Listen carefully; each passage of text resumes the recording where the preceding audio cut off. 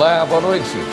Supremo valida a norma que restringe chefia do Ministério Público de São Paulo a procuradores de justiça. Para a maioria do plenário, lei estadual pode criar critérios adicionais para a escolha, desde que respeite as exigências constitucionais.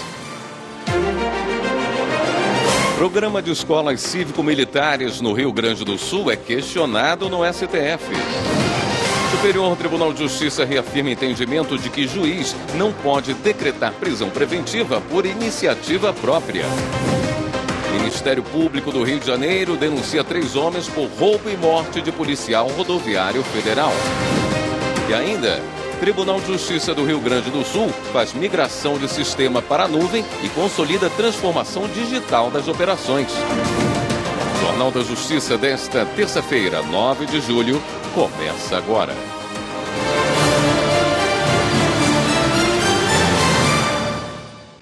O Supremo Tribunal Federal validou regra do Estado de São Paulo que restringe aos procuradores de justiça, membros do Ministério Público Estadual que atuam junto à segunda instância do Judiciário, a possibilidade de concorrer ao cargo de Procurador-Geral de Justiça, chefe da instituição.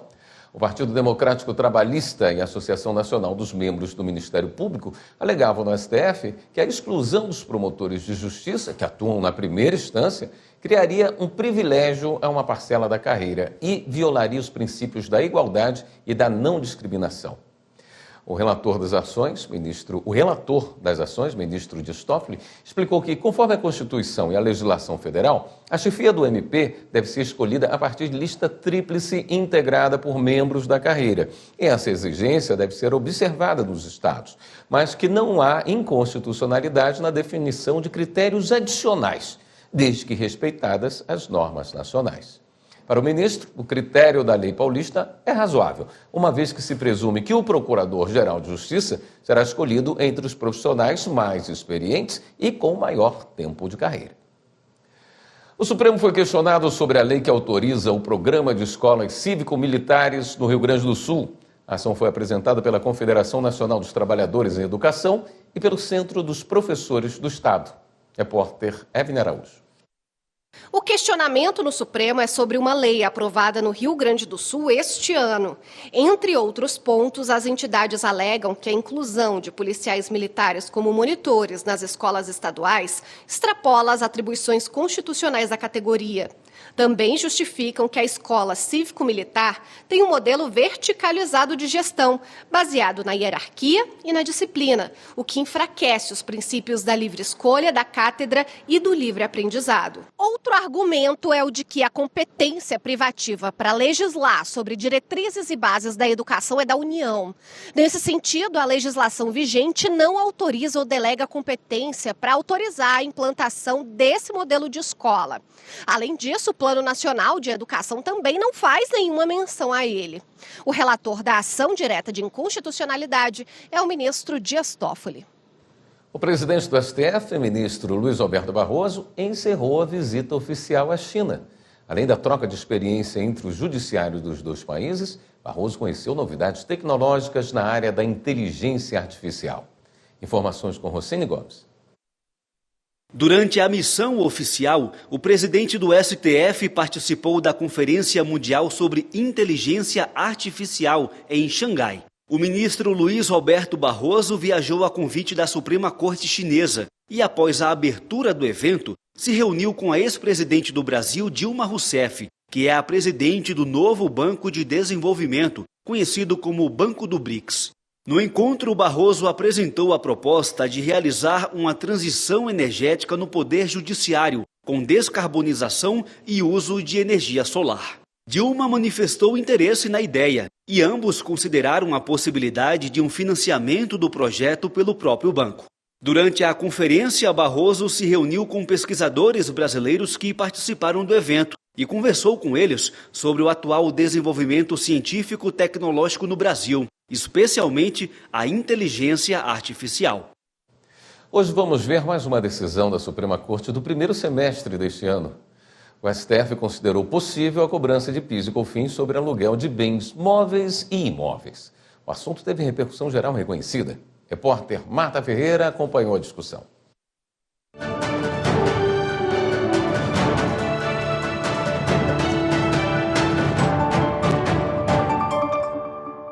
Dois recursos estavam em análise em conjunto. No primeiro, os ministros julgam se o PIS deve incidir sobre a receita recebida com o aluguel de imóveis. No segundo, eles analisam a incidência da contribuição ao PIS/COFINS sobre as receitas de locação de bens móveis. O assunto diz respeito ao conceito de faturamento, que é a base de cálculo das contribuições. De um lado, a União entende que com a entrada de duas leis, uma em 2002 e a outra em 2003, a base de cálculo das contribuições passou a ser a receita bruta, ou seja, a soma de todas as receitas resultantes das atividades empresariais, o que incluiria as receitas com locação.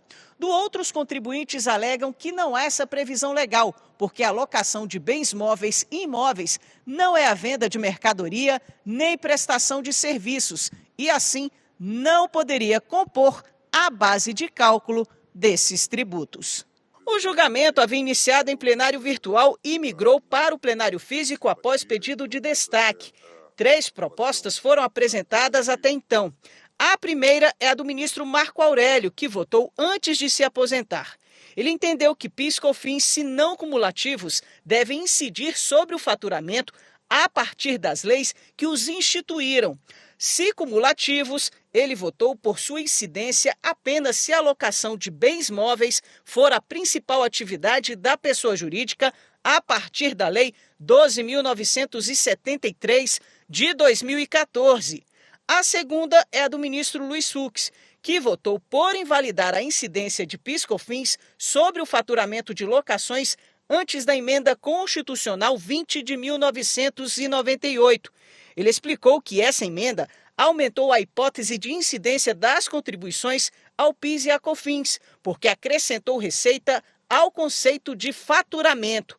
A terceira proposta foi apresentada pelo ministro Alexandre de Moraes.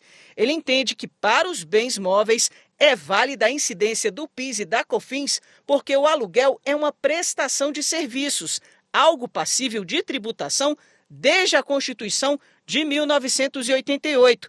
Já para os bens imóveis, a cobrança é inconstitucional para as empresas em que a locação é eventual e subsidiária ao objeto social principal. Na retomada do julgamento, os ministros André Mendonça e Edson Fachin acompanharam a proposta de Luiz Fux. Já os ministros Luiz Roberto Barroso, Dias Toffoli, Gilmar Mendes, Flávio Dino, Cristiano Zanin e Nunes Marques acompanharam o voto de Alexandre de Moraes. Eu vou acompanhar a conclusão do ministro Alexandre. A minha preocupação era essa exposta pelo ministro Flávio Dino, também trazida pelo ministro Cristiano Zanin. Chegamos agora pelo menos até esse ponto do julgamento de denominar de atividade típica, que eu denominaria de atividade de fato, com essa preocupação da vinculação do CNAE. Nós temos uma preocupação no momento com repercussão tributária, mas quem conhece, por exemplo, Brasília, nós temos um zoneamento diferente no Distrito Federal de quase todas as unidades da Federação. Mesmo no setor comercial, aqui em Brasília, há uma previsão legal de que tipo de atividade pode ser desenvolvida. Então, o CNAE da empresa determina onde aquela empresa pode se instalar ou não. Então, isso transcende, inclusive, uma questão tributária, ou seja, alguém pode, por exemplo, herdar um imóvel no determinado local, colocar um CNAE que possa abrir aquela empresa ali, quando, de fato, a lei do DF sequer permite. Prevaleceu a posição do ministro Alexandre de Moraes, que apenas ajustou a tese, levando em consideração o entendimento definido em 2023 pelo Supremo, quando o conceito de faturamento foi estabelecido como receita bruta operacional resultante de atividades operacionais típicas de empresas. Segundo a maioria dos ministros, a alocação não precisa figurar no objeto social da empresa, mas deve fazer parte das atividades principais, ou seja, não deve ser eventual. A matéria tem repercussão geral reconhecida, ou seja, a decisão tomada pela Corte será aplicada aos demais processos semelhantes em trâmite na Justiça. Com isso, ficou definida a seguinte tese. É constitucional a incidência da contribuição para o PIS e da COFINS sobre as receitas auferidas com a alocação de bens móveis ou imóveis, quando constituir atividade empresarial do contribuinte, considerando que o resultado econômico dessa operação coincide com o conceito de faturamento ou receita bruta, tomados como a soma das receitas oriundas do exercício das atividades empresariais, pressuposto desde a redação original do artigo 195.1 da Constituição Federal. A seguir, a gente fala sobre o mutirão de conciliação do Judiciário Gaúcho. E veja também, TRF da Primeira Região suspende a ampliação das linhas de ônibus que não vão receber mais dinheiro em espécie como forma de pagamento. Voltamos em instantes.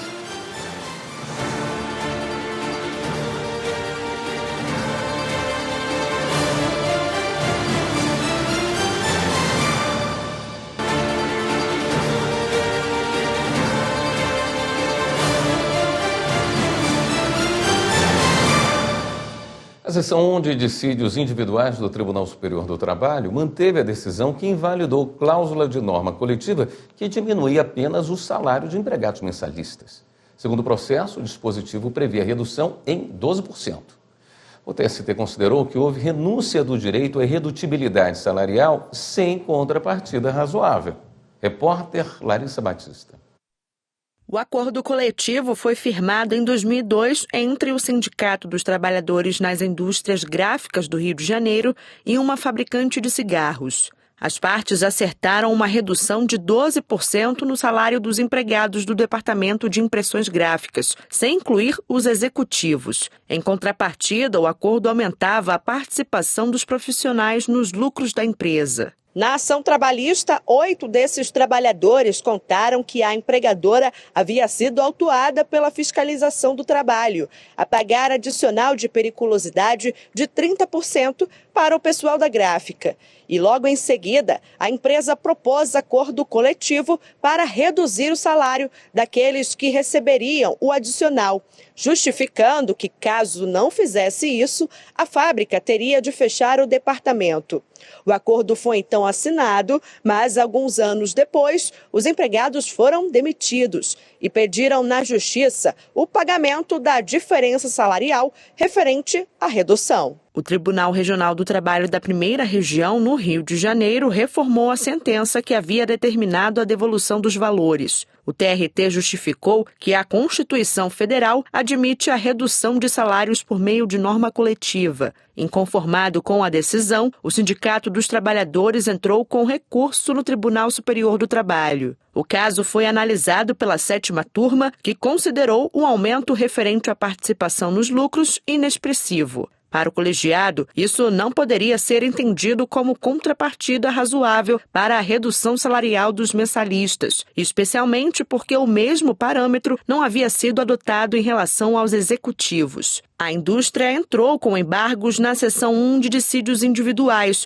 responsável por uniformizar a jurisprudência trabalhista, alegando divergência de entendimentos em julgados pelas turmas sobre o mesmo tema. No julgamento da SDI 1, prevaleceu o voto divergente do ministro Alberto Balazeiro. Para o ministro, o julgado apresentado pela defesa não era específico o suficiente para ser comparado ao caso em análise. Como se observa da emenda, a invalidade da norma coletiva que prevê a redução salarial dos empregados mensalistas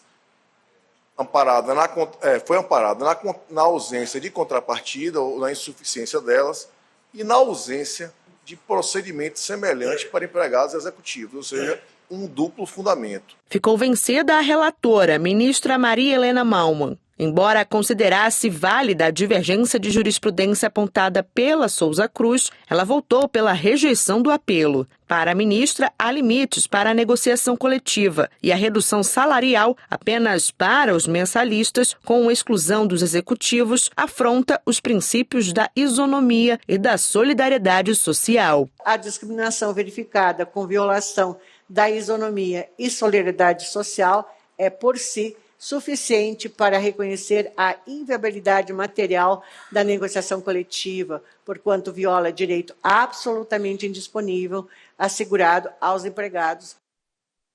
Agora a gente fala sobre o mutirão Conciliando Recomeçamos, no Rio Grande do Sul.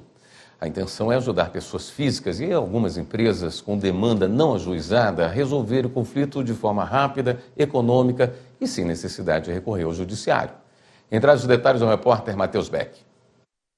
A ação organizada pelo Tribunal de Justiça do Estado, em parceria com o Tribunal Regional Federal da 4ª Região e com o Tribunal Regional do Trabalho da 4ª Região, reserva 10 dias para atividades de mediação e conciliação.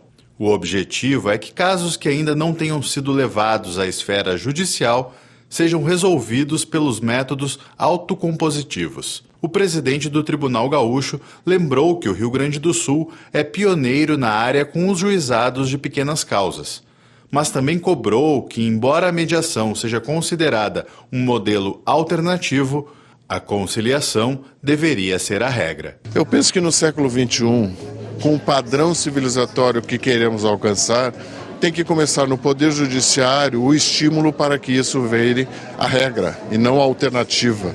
E o método alternativo passe a ser o contencioso. E isso nós conseguimos, eu sou otimista. Hoje criamos o comitê dos 5 tribunais sediados no Rio Grande do Sul e hoje, em função da calamidade, o projeto Recomeçar é 10 dias de conciliação, os nossos centros de conciliação no estado inteiro conjugados, interligados, para recebermos as demandas, seja lá de quem for, e encaminhá-las de maneira que a gente potencialize e estimule essa cultura. O Rio Grande do Sul tem 55 centros judiciários de solução de conflitos e cidadania, espalhados por todo o estado. Neste mutirão, o foco é atender a população afetada pela tragédia climática. Nós temos no campo da Justiça do Trabalho inúmeros casos, inclusive já estão sendo tratados, empresas que quebraram, trabalhadores que ficaram desempregados, empresas com dificuldade da sua própria atividade econômica. A mediação nesses casos é fundamental. E a conciliação para tentar resolver principalmente aqueles processos que ficaram suspensos no período da calamidade. Conciliação e mediação são políticas estimuladas pelo Conselho Nacional de Justiça. O CNJ recomenda que, casos em que é possível evitar o ajuizamento de ações, estas estratégias sejam adotadas. As pessoas com um evento dessas possam se conhecer, o que facilita a comunicação. A confiança nasce do contato pessoal. Então, o contato pessoal com as partes, com os advogados, com os defensores, com os advogados da União, enfim, isso com as partes, traz a confiança tanto da população no Poder Judiciário e quanto das pessoas que trabalham no sistema de justiça entre si.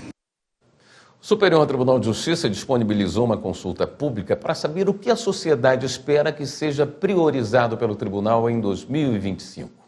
As informações com Jéssica Castro. Os participantes vão responder a uma enquete sobre diferentes desafios que são enfrentados pelo Poder Judiciário e os resultados vão servir de referência para as propostas que vão ser apresentadas pelo tribunal ao Conselho Nacional de Justiça no final do ano. Com a sua participação, o STJ consegue traçar planos para oferecer uma justiça cada vez mais ágil e cidadã. A pesquisa está disponível até 26 de julho no portal do STJ. Já estão abertas as inscrições para o credenciamento das missões de observação eleitoral nacional que vão atuar nas eleições de 2024. Organizações da sociedade civil e instituições de ensino superior podem se credenciar até 19 de julho. O edital com as regras de participação e o link de credenciamento estão disponíveis no site do TSE. A missão é mais uma forma de dar transparência ao processo eleitoral. Os observadores acompanham a votação de perto e com independência. O objetivo é ver se tudo correu conforme a lei e sugerir eventuais melhorias. A seguir, STJ reafirma entendimento de que juiz não pode decretar prisão preventiva por iniciativa própria. E ainda, o Ministério Público do Rio de Janeiro denuncia 3 homens por roubo e morte de policial rodoviário federal. Voltamos em instantes.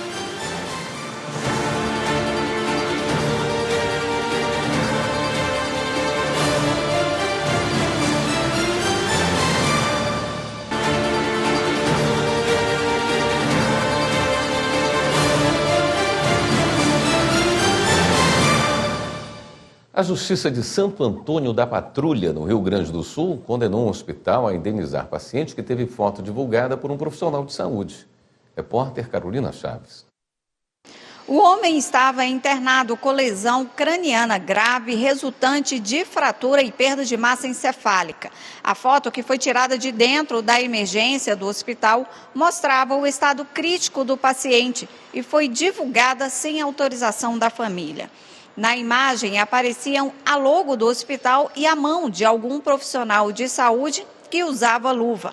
Na defesa, o hospital alegou que não há provas de que a foto foi tirada por um profissional da unidade, já que o paciente foi encaminhado para outro local.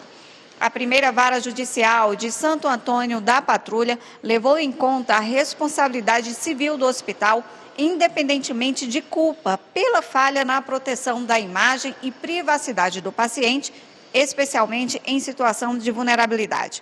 O juiz entendeu que na imagem há características do hospital e, por isso, não há dúvida de que houve negligência. O juiz determinou o pagamento de indenização ao paciente no valor de R$10 mil por danos morais pela exposição indevida da imagem. O Tribunal Regional Federal da 4ª Região determinou a retirada da tornozeleira eletrônica de Agenor Franklin Magalhães Medeiros, ex-executivo da OAS, condenado na Operação Lava Jato. Medeiros cumpre pena no regime aberto diferenciado. Acompanhe as informações com a Evelyn Araújo. Em abril, a Justiça Federal havia autorizado a progressão do regime de Agenor Franklin Magalhães Medeiros. Apesar disso, a decisão manteve o monitoramento eletrônico. A defesa do ex-executivo entrou com pedido de suspensão da medida, alegando excesso e desproporcionalidade. Os advogados ainda citaram o acordo de colaboração premiada firmado entre Medeiros e o Ministério Público Federal, que não indicava o uso da tornozeleira em regime aberto. A 8ª turma do Tribunal Regional Federal da 4ª Região aceitou os argumentos e confirmou decisão liminar que já havia determinado a retirada do monitoramento. O Ministério Público do Rio de Janeiro denuncia 3 homens por roubo e morte de um policial rodoviário federal.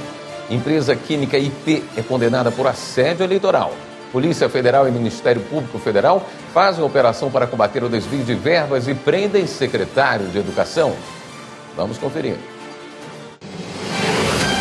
O secretário de Educação de Belford Roxo, no Rio de Janeiro, Denis de Souza Macedo, foi preso acusado de desvio de dinheiro destinado ao Programa Nacional de Alimentação Escolar.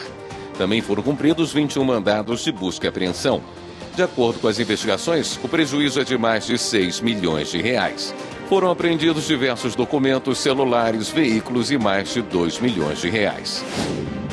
Por unanimidade, o Tribunal Regional do Trabalho da 15ª Região de Campinas, em São Paulo, determinou que a empresa química Amparo Limitada, dona da marca de detergentes IP, se abstenha de fazer propaganda eleitoral a favor de qualquer candidato a cargo político, sob pena de multa de R$100 mil por infração. A condenação por assédio eleitoral foi por causa de uma live para persuadir funcionários a votarem para a reeleição de Jair Bolsonaro nas eleições de 2022. Cabe recurso. O Ministério Público denunciou com pedido de prisão preventiva 3 homens por latrocínio, roubo seguido de morte, do policial rodoviário federal Bruno Vazan Nunes. O crime foi em outubro de 2022, no Rio de Janeiro. A promotoria requereu a prisão preventiva dos 3 acusados por causa da extrema violência empregada no crime e para proteger as possíveis testemunhas. Os denunciados estão foragidos. O Superior Tribunal de Justiça reafirma entendimento e juiz não pode decretar prisão preventiva por iniciativa própria. Repórter Bruno Silveira. O vice-presidente do STJ, ministro Og Fernandes, no exercício da presidência, concedeu liminar em habeas corpus para um homem que teve a prisão em flagrante convertida em preventiva de ofício pelo juiz de primeiro grau durante uma audiência de custódia. De acordo com o ministro, o pacote anticrime alterou 2 artigos do Código de Processo Penal. Og Fernandes observou o constrangimento ilegal sofrido pelo homem com a privação da liberdade, assim como os requisitos que autorizam a concessão do pedido de liminar. Por fim, reforçou o entendimento da 3ª Seção do STJ, que afirma ser necessário requerimento do Ministério Público ou da autoridade policial para que a prisão em flagrante seja convertida para preventiva pelo juiz. A indicação de julgamento de recurso especial pelo rito repetitivo pela Comissão Gestora de Precedentes, como aquele em que a tese servirá para solucionar outros casos semelhantes, não gera suspensão automática de processos no Superior Tribunal de Justiça. Quem explica a repórter Jéssica Castro. A segunda turma do STJ aplicou o entendimento ao rejeitar embargos de declaração da União relacionado a recurso especial que discutiu os efeitos da coisa julgada em execução coletiva sobre eventuais execuções individuais propostas posteriormente. Ao reformar o acórdão de segundo grau, o colegiado entendeu que, não tendo a autora participado da ação coletiva como litisconsorte, nem requerido a suspensão da ação individual, a coisa julgada formada no processo coletivo não a alcançaria. Nos embargos de declaração, a União alegou que, como a Comissão Gestora de Precedentes do STJ já havia selecionado alguns recursos especiais para a possível discussão do tema sob o rito dos repetitivos, todos os processos sobre o mesmo assunto em trâmite na Corte deveriam ter sido suspensos. O ministro relator Teodoro Silva Santos citou precedentes do STJ para demonstrar que, por falta de previsão legal, não é possível acolher o pedido de suspensão de processos em razão da mera indicação de recursos candidatos ao julgamento pelo sistema qualificado. Ao determinar o prosseguimento de execução individual contra a União, a segunda turma reiterou que a seleção pela Comissão Gestora de Precedentes de recursos especiais indicados para julgamento pelo rito dos repetitivos não gera suspensão automática dos processos com a mesma controvérsia jurídica que estejam tramitando no tribunal. A seguir, STJ decide que o Ministério Público pode ir à Justiça para questionar honorários abusivos em ações previdenciárias. E você já ouviu falar em burnout? Mas e burnout? A gente fala sobre a saúde mental dos trabalhadores no próximo bloco. Até já.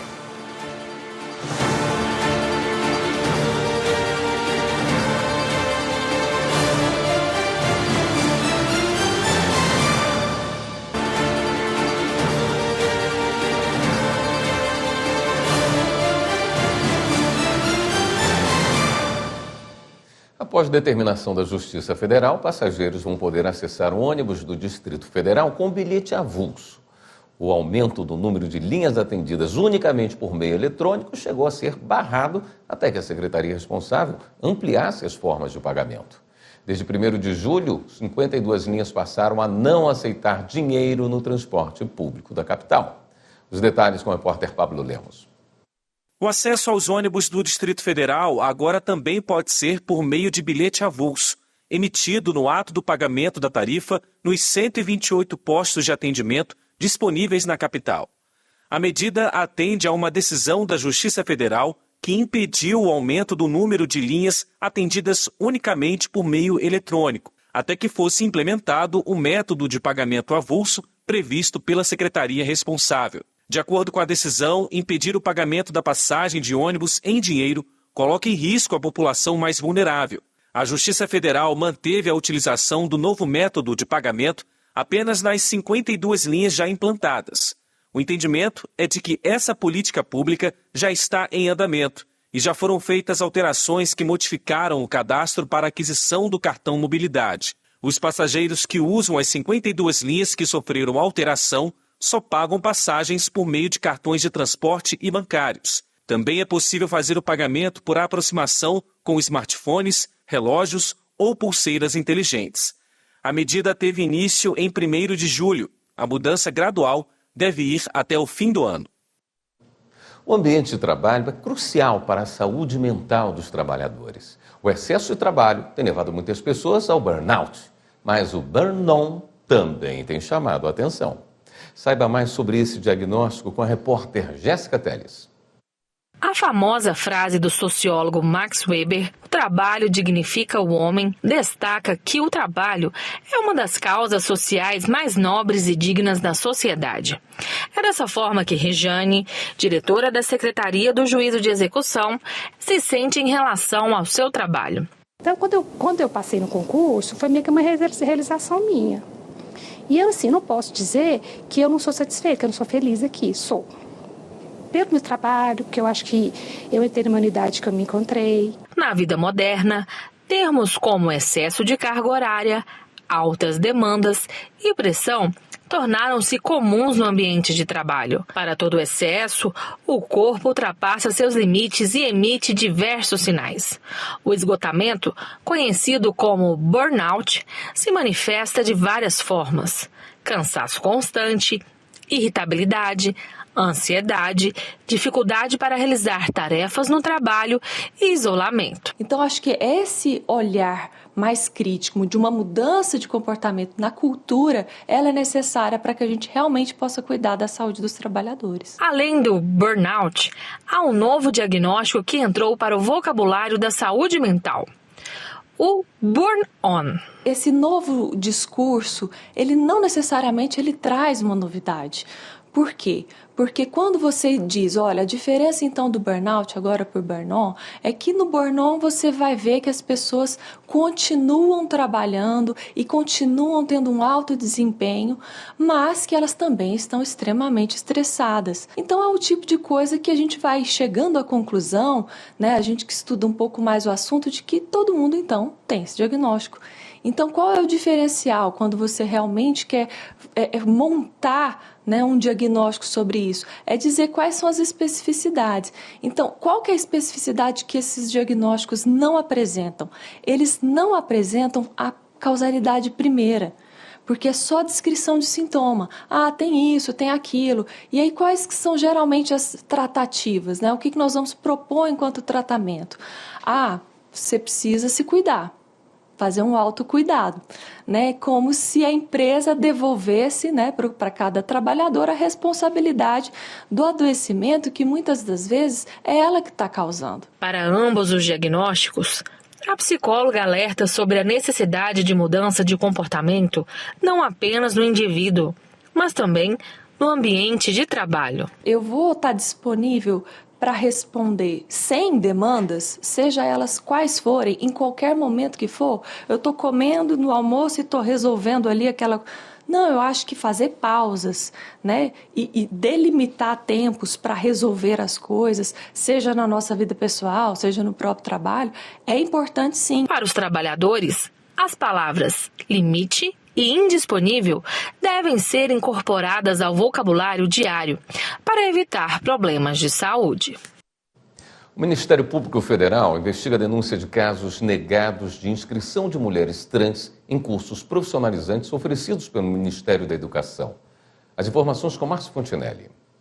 Depois de receber uma série de denúncias, o Ministério Público Federal abriu procedimento administrativo para investigar o impedimento de mulheres trans se inscreverem em cursos profissionalizantes oferecidos pelo Ministério da Educação.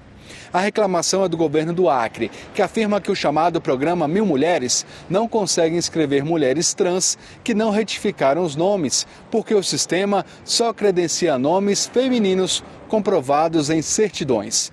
O MPF pediu explicações ao MEC e analisa se entra com ação judicial. Terceira turma do Superior Tribunal de Justiça decidiu que o Ministério Público pode ir à Justiça para questionar honorários abusivos em ações previdenciárias. Repórter Jéssica Castro. O colegiado definiu que o Ministério Público tem legitimidade para propor ação civil pública para discutir honorários advocatícios supostamente abusivos, cobrados de pessoas hipossuficientes para o ajuizamento de ações previdenciárias. Na origem do caso, o Ministério Público propôs a ação civil pública contra 2 advogados, na tentativa de inibir um esquema de captação de clientes, beneficiários da Previdência Social e de cobrança de honorários supostamente excessivos.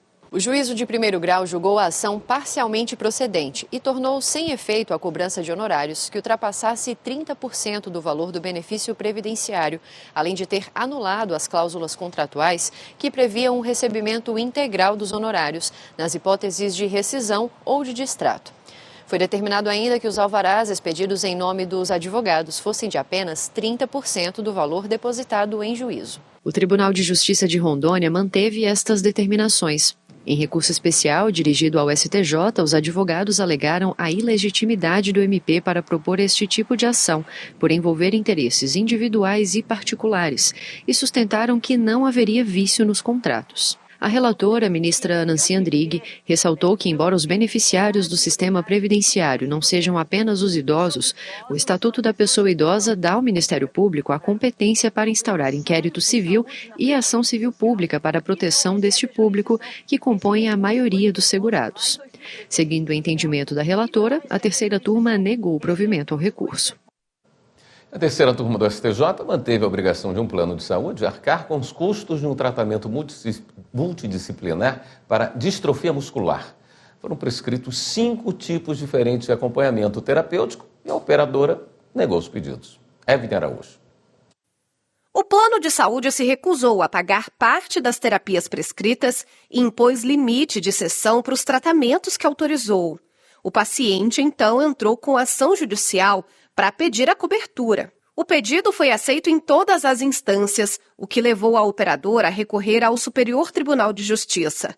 No STJ, a relatora do caso, ministra Nancy Andrighi, considerou a negativa abusiva.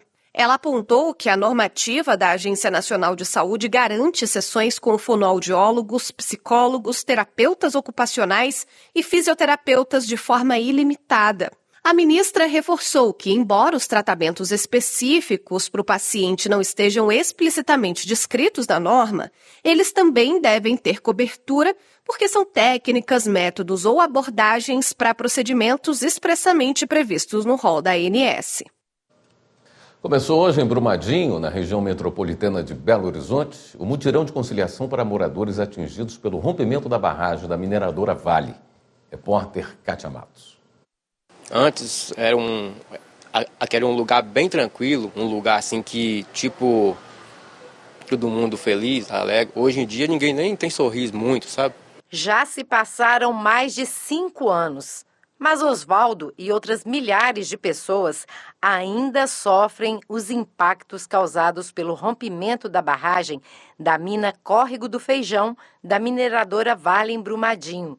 A tragédia ocorreu em 2019 e deixou 272 mortos, além de prejuízos ambientais e socioeconômicos. Na época, Osvaldo trabalhava em uma propriedade que foi destruída pela lama. Eu perdi meu emprego, aí trabalho autônomo, às vezes arrumo serviço, às vezes não arrumo, aí eu pago aluguel. E ainda tem as sequelas emocionais deixadas pelo desastre. Essa semana mesmo eu escutei um alarme, acho que foi uma meia-noite, aí tocando aí, nossa, eu até levantei. Falei com a minha esposa, tem alguma coisa acontecendo. Ela falou assim, não, acho que é algum alarme que disparou. Mas aqui já perdi meu sono. É um trem muito difícil. Em um acordo realizado por meio do mutirão de conciliação do Tribunal de Justiça de Minas Gerais, Osvaldo conseguiu uma indenização da mineradora Vale. Não vai não é eu voltar o tempo que era antes, né? Porque já aconteceu. Eu nem para viver hoje eu não estou conseguindo. Esta é a 9ª etapa do mutirão do TJMG em Brumadinho. Aqui são analisados processos individuais visando a conciliação entre as partes. O balanço é positivo. Tem sido mais ou menos 90% de êxito em termos de acordos realizados em todas as rodadas. Os mutirões de conciliação em Brumadinho começaram no ano passado. Foram realizadas 856 audiências com 940 acordos. Todas as ações são relacionadas à saúde mental dos moradores atingidos pelo rompimento da barragem. A iniciativa da terceira vice-presidência é desenvolvida pelo Centro de Soluções de Conflitos e Cidadania e prevê a promoção da conciliação. Uma cultura que até aqui vinha sendo predominantemente de litigar, de resolver tudo através de uma sentença, de um processo, né, com decisão final, recurso para o tribunal, para os tribunais, inclusive em Brasília, uma série de recursos, nós conseguimos colocar fim ao conflito de maneira compositiva, amigável, né? E a experiência ensina que esse tipo de término de conflitos ele é mais positivo, porque não há vencedores e perdedores, né? O resultado é um consenso que agrada a todas as partes. Nós já tivemos a instalação de uma central de perícias para adiantar o julgamento dos processos e agora esse mutirão. Então, a resposta que o Poder Judiciário está dando à população de Brumadinho e todos e todas que foram afetados pela tragédia é de celeridade, de presença, que é muito importante, e de acolhimento, né? Nós temos uma atenção muito grande em relação a esses processos e tenho certeza que esse mutirão irá contribuir para que as causas sejam pacificadas. A seguir, Justiça Federal recebe denúncia do MPF por extração ilegal de minerais no Amazonas. Você vai ver também, TJ do Rio Grande do Sul faz migração de sistema para a nuvem e consolida transformação digital das operações. A gente mostra já.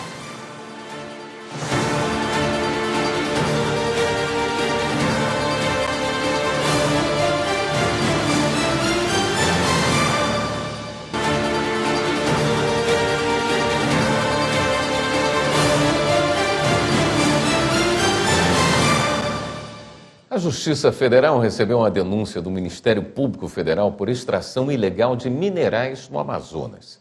O esquema criminoso retirava e transportava o mineral pissarra de terra indígena no município de Boca do Acre.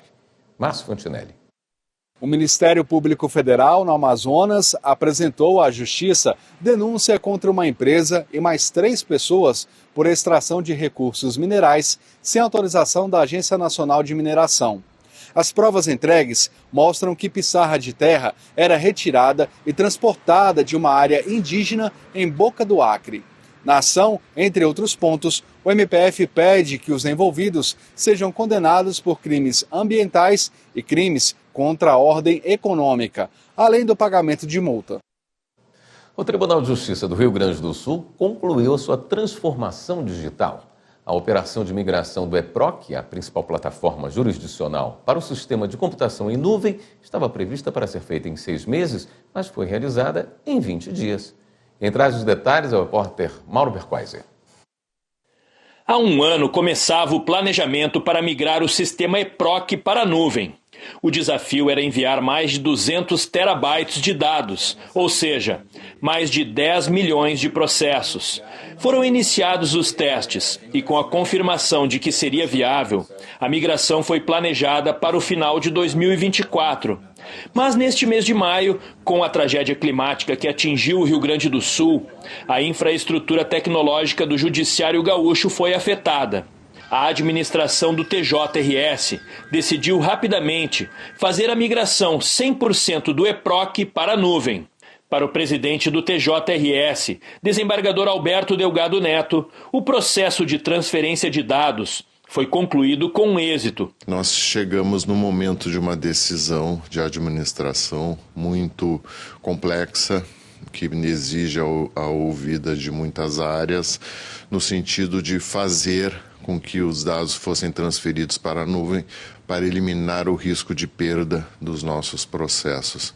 E esta proeza foi conseguida com os nossos servidores, com os nossos magistrados envolvidos, e hoje nós podemos dizer que o Tribunal de Justiça do Rio Grande do Sul, no que diz respeito ao sistema de jurisdição EPROC, está funcionando na nuvem. A computação em nuvem pode parecer complexa à primeira vista, mas é muito simples. Você só precisa de um computador, mas não está limitado a este dispositivo. Você pode acessar de qualquer lugar do mundo através da internet e de outro aparelho, armazenar, processar dados e executar programas. Para a diretora de Tecnologia da Informação e Comunicação do TJRS, Vanessa Barbizan, do ponto de vista técnico, a migração do sistema EPROC para a nuvem foi um dos maiores desafios profissionais que ela já enfrentou. Uma coisa muito importante que desde o primeiro dia de trabalho, a gente nunca tinha só uma opção. A gente trabalhava com a opção A, B e C para todas as frentes, para que se uma desse errado, a gente tivesse rapidamente como conduzir uma outra, né?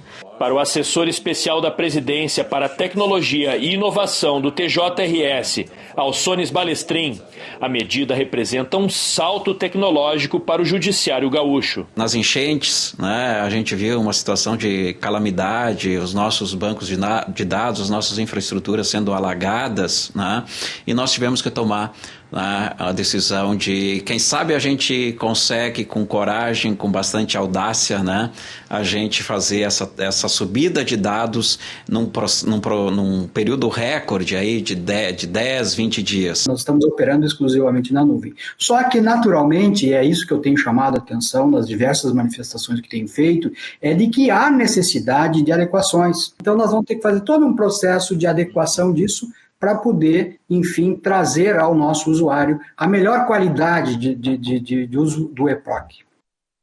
E olha essa história. Em Rondônia, um casal que se conheceu pelas redes sociais venceu a distância de mais de 3.000 quilômetros e oficializou a união num casamento comunitário em São Miguel do Guaporé. O repórter Adriel Diniz acompanhou e conta como foi.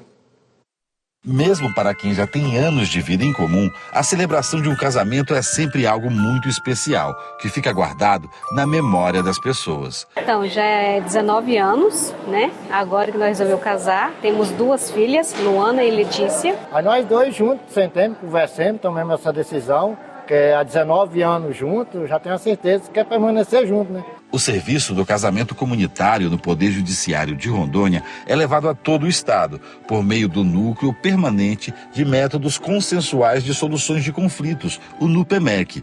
Esse ano já foram 7 comunidades atendidas e mais de 260 casais receberam totalmente de graça a certidão de casamento. Está casado na igreja há 28 anos. Nós se conhecemos e casamos. No casamento comunitário, tem espaço para casais que já têm anos de vida em comum, mas também para quem está se conhecendo agora e até utilizou as novas tecnologias para fortalecer os laços e encontrar o verdadeiro amor. É o caso da Maria, que conheceu o seu noivo pelo TikTok. Ele passava meus vídeos, aí ele gostou, né, continuou assistindo meus vídeos. Aí um dia ele falou que estava passando, ele falava que o Senhor falou para ele, essa aí é a tua esposa. Aí a gente começou a conversar e até hoje, né, a gente pedindo a Deus para realizar esse sonho e hoje nós conseguimos. Um final de semana diferente para cerca de 30 casais que oficializaram a união aqui em mais uma edição do Casamento Comunitário da Justiça de Rondônia. O carinho e o cuidado em cada detalhe faz um momento ainda mais especial para as famílias. Desta vez, a celebração foi nas comarcas de São Miguel do Guaporé, que atendeu também as comunidades vizinhas como o município de Seringueiras e em Nova Brasilândia do Oeste. Trazer esse momento para eles, viabilizar um acesso, facilitar esse acesso, realmente é um marco muito importante para a garantia desses direitos, para formalizar esses vínculos que são muito simbólicos, importantes para a formação das famílias, que é realmente algo a ser protegido e garantido pela nossa Constituição e pelo nosso Poder Judiciário também. Estar assim mais perto das pessoas é sempre bom, para as próprias pessoas atendidas, mas principalmente para a Justiça, que mostra o seu lado humano e de parceria que exerce com a comunidade. Foi lindo ver casais que já estavam há 20 anos, 15 anos juntos e hoje conseguir receber a sua certidão de casamento. Isso é um trabalho maravilhoso que o Judiciário faz. Esse esforço do Judiciário é parte de uma missão, a de levar o efetivo acesso a todos e todas. E nós estamos muito felizes saindo daqui realizados. Está de parabéns o Poder Judiciário de Rondônia, está de parabéns todos que participaram desta realização, deste momento histórico para a comunidade. O Jornal da Justiça fica por aqui. Na sequência, você acompanha a reprise da audiência pública do TSE sobre as eleições de 2024, realizada no dia 25 de janeiro. E na Rádio Justiça, fique com a Voz do Brasil. Obrigado pela companhia. Uma boa noite para você.